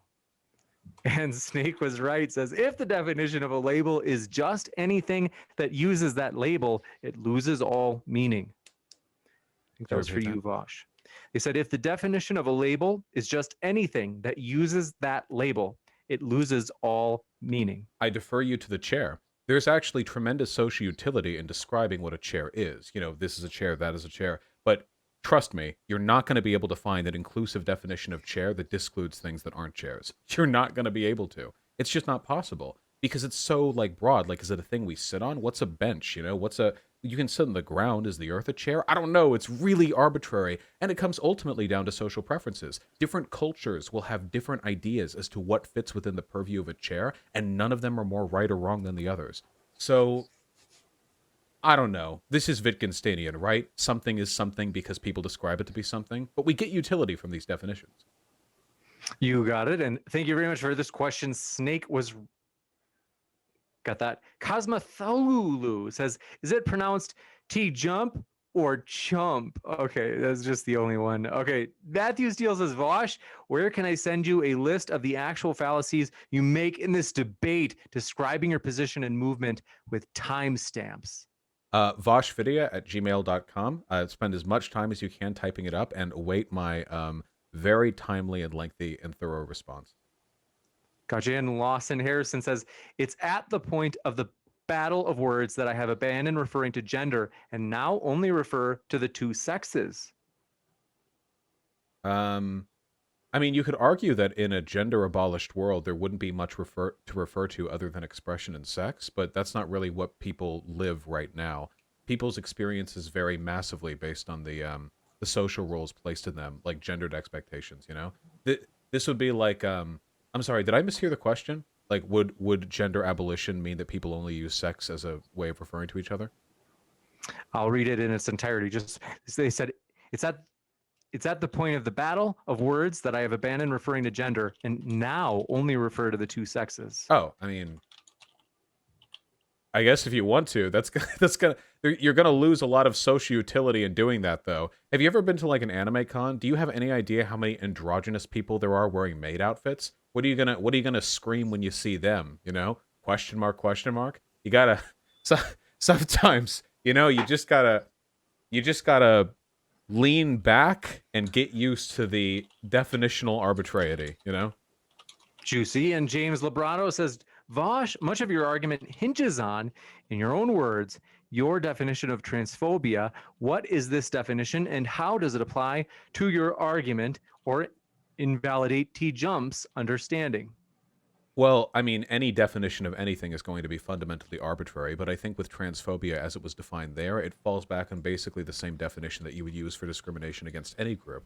That is to say, an ideology which describes the marginalization or ostracization or otherization of a marginalized group of people. And since pretty much the number one thing trans people want is to be referred to as the gender they identify as, and that has a very meaningful consequence to their lives, I would say using a separate and also equally arbitrary set of definitions to deny them that ability and that social recognition would constitute bigotry.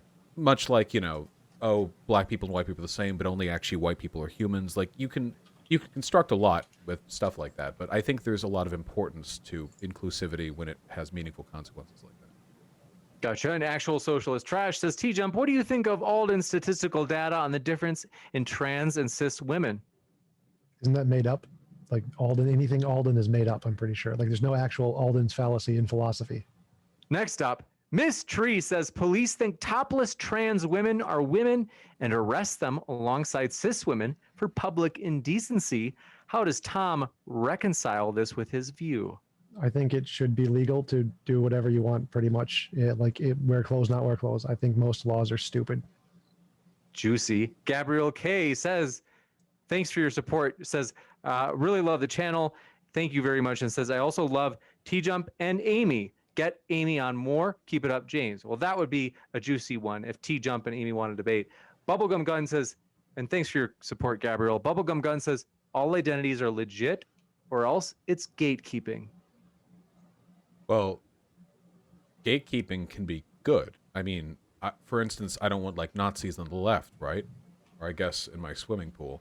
Gatekeeping isn't inherently bad. It's all about the utility that you get from stuff like this. It ultimately always comes down to utility. There's always going to be some degree of social construction when we talk about what fits within this definition or that. So what hurts the most people? What helps the most people? How do we work this out, you know? I think once you think of it in terms of utility, a lot of the really hard questions become more obvious. You stop pretending to try to define like ontological truth, which I don't think humans have access to, and you work with what we have, which is a limited understanding of the universe and, you know, a desire to help the people around us. Gotcha, and thanks for this question. Socialist says, TJump, what do you think about Alden's theory of sexuality? You can ignore all the people who say Alden from now on. Take their money and run, James. Run for the hills. Next up, thank you very much, Ivana. Ivy says, what is demi-pansexual? And then they say Chris Stuckman, an ex-Jehovah's Witness, came out as pan on his YouTube channel. His wife is demi-pan? ? Don't know what that means. Elucidate or educate me. Demisexual means that you don't really experience sexual attraction to people you're not also romantically attracted to. So like I can do hookups, you know. I don't care. I can just like say hello and hook up. But demi people, you know, there needs to be more of a connection there for them to even feel a sexual interest, really. And pan just means that you don't care about gender when deciding whether you're attracted to people. So think of pan like bisexual, for example. Gotcha. And thank you very much for your question. This one coming in from Legacy Nitro says, TJump, do you ever sit down at night and think to yourself, instead of addressing real world issues like fixing homelessness or anything that has a real life effect, you advocate for super straight instead? Well, clearly it does have a real world issue because it's affecting lots of people. It's very popular. Obviously, if I could fix homelessness, I would do that. Make me president, and I will. Next up, Farron Salas says, if TJump's chair and Otangela's chair had a bastard child, I'd raise that abomination for my obligation to humanity. Thanks, debaters and James. Thank you. And reminder, folks, our guests are linked in the description. We do appreciate the guests. They're the lifeblood of the channel. And Bubblegum Gun says, individualist ethno-states is anarcho-capitalism, by the way. Well, that's not good. Go ahead. Oh, no, that's not good. You don't want anarcho-capitalism. All right, I'm backing off my very strong conviction that I expressed earlier in this Q&A section. And then genetics researcher said, Vaush is completely wrong. Sex is neither biomodal or a spectrum. Is biomodal a real word now? I didn't know that. Is that, are they meant? I think they meant bimodal. Okay, I was like, oh, it's like new things. But they say, can you please explain the genetics of how this would occur? I have a PhD in genetics. This argument is unscientific and prevalent. I'm sorry. What was the name of the person who sent this donation in? Let's see. It was, pardon the delay, genetics researcher. Genetics researcher with the PhD. Biomodal. Okay, it could be a typo. Yeah, okay. So the characteristics that we use to determine one's sex are not just chromosomes. Chromosomes can vary. There are people with Y chromosomes who are genetically female. Chromosomes aren't the only one. There are multiple characteristics and variances in the expression of those characteristics. And because it's not a hard line, one or the other, that means that there's a little spectrum. Now, the bimodality with sex is very, very sharp. That is to say, the vast majority of people are going to exist at either mode, you know, the typical male or the typical female. But it remains a spectrum because that bimodality means that it will, even past its peaks, slant towards the center in a small but still significant number of people who are divergent enough from modal sex characteristics that they're, you know, well, intersex, usually. We call them intersex people, of which I think about 1% to 2% of the population is, to some extent or another. It's all very complicated, but I'm sure a genetic researcher knows that with the PhD and all. Gotcha. Lawson Harrison says, pay TJump to debate about homelessness, and he will. Trans debate is what the internet has demanded. I mean, I talk about trans issues way more than I talk about homeless issues, too, so the internet attention economy affects us all. No getting around that. Pay me, I'll debate about anything. Sunflower says, Vaush, what if I'm simply unattracted to people who hide or omit something as significant as their transition? I am personally turned off by deceit. Sure. I do want to be clear. First of all, 99.9% of trans people are going to be pretty upfront about it, okay? I promise you, like, especially now that trans people are becoming more normalized, they tend to let people know. Actually, if you want to ensure that trans people do withhold that information, make sure to marginalize and shun them. Because the more accepted trans people are, the more okay they'll be openly saying, "Oh yeah, I'm a girl, but I've got a big dong or whatever." It's the more acceptance there. And additionally, when trans people withhold that, it's not necessarily deceit. Most of the time, it's sheer gut-wrenching terror, which. I think you should disclose stuff like that to a person before you sleep with them, just as a general rule, for safety's sake. But just keep in mind that in instances where that doesn't take place, where the trans person isn't upfront about that information, the vast majority of the time, it's because of some perceived or existent social backlash. That doesn't mean that it's good to do, necessarily. It just means that there's usually more going on beneath the surface. Gotcha. And thank you very much for your question. This one coming in from Dietrich says, moderated debate, it was sarcasm, but I feel bad for having made you say it. That was the one where they said, thank you, TJump. I've been called racist for claiming that so-and-so aren't human. Okay, so glad that was ironic. And thank you for your question. Balthazar228 says, can super straight people define fallacies? By definition, aren't they people who refuse to look at phalluses? I don't know. I mean, Identities can be a lot of things these days. And go ahead, Tom. You look like you have a mischievous smile. Refusal to look at phalluses. I mean, you understood the comment, right? It was don't look at dicks, so they can't. It was a dick joke. Oh wait, was it? Oh, I missed that too. Okay, well hold on. That's 1 point to TJump over there. You get your mind out of the gutter there. Yeah. Well, I mean, what if they're but does it have to be? Because what if you were super straight but you were of a different sex besides male? Like, could you be a female super straight person? From what I've seen in the Sure. super straight communities, no, there are no women there. Interesting. Okay. Wait a minute, Blair White. think so. But Rugal Migdal says, "Bruh, please read my super chat verbatim. You ruined it.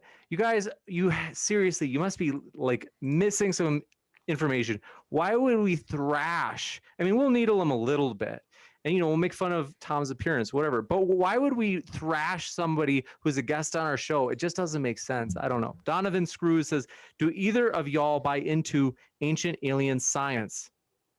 No. I'm always open to arguments. Gotcha. And this one, thank you very much for your question, coming in from Donna Balthazar. Okay, the Giga man. I don't know what. Okay, next up, they say TJump are. Did I just say something bad? They say, No, are you did. Really? I could just tell you're tripping over all my idiot fans trying to throw memes in the super chats. I can see you playing hopscotch around them. Next up says they say, TJump, are you really pretending that Sargon, Blair, and Black Pigeon Speaks, the guy that believes the West is collapsing because of immigration from non-white countries, are not transphobic? No, I don't think Sargon and Blair are transphobic. Black Pig and Speech is probably super racist, but I don't think Sargon is. No. Gotcha. Lunatic Thinker says, I do not understand what would be so illogical in going for utility and amend quote unquote woman to accommodate for trans folks, Tom. Just not use cis woman instead? What? So the point is you can differentiate between the two without it being transphobic. That's the point here. That's why it's a hasty generalization. If you can have a legitimate reason to separate the two categories, which has nothing to do with bigotry, it just has to do with your preference for certain kinds of knowledge over other kinds, then it's not bigoted. And if there is a case where you can differentiate between the two and not be bigoted and not be transphobic, then to label anyone who does so transphobic would be a hasty generalization fallacy. I'm not saying you should do this or which one is right. I really don't care. I'm just proving that you can do so without being transphobic. Gotcha. And Turi Gerardo says, TJump, in a hospital ICU environment, getting gender right immediately is critical. I feel you approach gender with this consideration word utility. What? He uses utility. I don't use utility. What? I don't understand this. I'll read it one more time. They say, so they said, TJump in a hospital ICU environment, getting gender right immediately is actually critical. They say, I feel you approach gender with this consideration. And, I think they're maybe saying like, so you do see the word as having utility? Or using the word? I'm confused by the phraseology as well. So I don't know Phrasing. why in an ICU gender is irrelevant. Sex would be what's important. I would imagine. I don't think a hospital needs to know gender for anything in an ICU.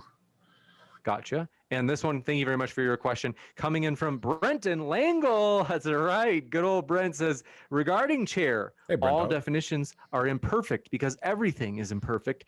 This is one reason why, quote, appeal to definition is a fallacy. I mean, if we can imagine two people on a live stream arguing over the proper definition of chair, right? And one person was arguing like, my definition refers to objective reality, okay? Because the face of the chair, the bottom part of it, has to be within this range of angles from the surface. And then the other person's like, yeah, okay, here's my definition, though, okay? A chair is whatever people consider a chair, though. Have you ever thought of that? And, like, meanwhile, the whole house is burning around them, and in this case, the house is the millions of trans people who need medical care and support and social acceptance. I feel like I feel like what's that phrase from Wittgenstein? Sometimes the best way to answer a question is to stop asking it. Gotcha. And this You one. get what I mean, right? Yeah. Thank you very much. Also, Lawson Harrison says, it's okay, guys. It was more of a statement. Let me go back to Lawson's original statement, which was, pay TJump to debate about homelessness and he will. Yeah. And then, thank you very much for your question. Coming in from Sleepy Dan says, can an unvaccinated person identify as vaccinated? It would mean a lot to them to not wear a mask anymore. So I'm going to assume this is a person who legitimately doesn't understand the difference between an identity that is determined by one's, self-perception and the actual status of whether or not you've been injected. This is like, if something's an identity, then everything is an identity, no? Well, no. I think there's a lot of socio-utility to be derived from gender being identity-based. I do not think there's utility to be derived from vaccination status being identity-based. Actually, there's quite a bit of negative utility associated with that for the exact reason you just gave, because a bunch of people would be very happy to identify as vaccinated. Gotcha. And thank you very much for your question as well. Gabriel K says, TJump's chair beyond the Resolute desk. Hell yeah. Is that some sort of inside joke, Thomas? Resolute desk is the desk of the president. Ah, thank you. You look good, James. Bash the Fash, Spank the Tank says, a hasty generalization is a fallacy in which a conclusion that is reached is not logically justified by sufficient or unbiased evidence. Short, TJump is using it incorrectly. So I've literally given examples like 10 times now. Nazis breathe, you breathe, you're a Nazi. It's when you take a small sample size of a single example and make a correlation between one property of that thing and the other without realizing that there are other completely separate kinds of things that can have a similar one property without the other property. This is very simple. Like, if there is a way that you can delineate between trans women and women that has nothing to do with bigotry or hatred or wanting either group to be treated any differently, then you can say they're different without calling them, without being a transphobe. Like, that's the point. That if there is any way where you can differentiate between women and trans women without it being bigoted, then it's not transphobic to do it. And to say so, any case of doing so would be transphobic would be a hasty generalization. Super simple fallacy. I think, Vaush, I think your entire audience should just learn how fallacies work. They're having their minds blown as we speak. I bet. Gotcha. This next one coming in, do appreciate your question, Sleepy Dan says, how dare Vaush invalidate super straight women? Oh, I'll keep doing that, by the way. That's going to be a cancel me for that, because we're going the long haul on that particular cancellation. Gotcha. And Rivy says, TJump said he would date trans women. Can you ask him to slide in these DMs? Sure, if you're attractive enough, I'm totally okay with that. 100%. Juicy. The dating Look, we got connection. something came from this then at the end of it all. Okay, look at that. Legacy Nitro says, if Lady Dimitrescu sits on me, am I a chair? Yes. Is that an inside joke? No, they just, I mean, yeah, that's like, if somebody sits in your lap, are you the chair to them? I mean, Well, right? there's actually one thing I wanted to say about the chair comment. Like, there's a difference between a chair and a star or a neutron or a neutrino, proton, neutron. Those things objectively exist without any human reference whatsoever. Chairs don't. Chairs are things humans made up. So obviously they're arbitrary, but there are things in reality that are not arbitrary, that do have correct definitions. Well, I think that the extent to which a definition is arbitrary is largely defined by how many component parts there are to the thing being described.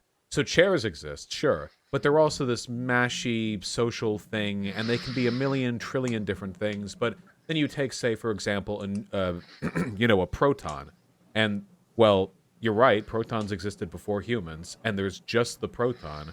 But I think that if you look into, like, scientific epistemology, you find that even at a more fundamental level, our understanding of science informs the way in which we consider these things.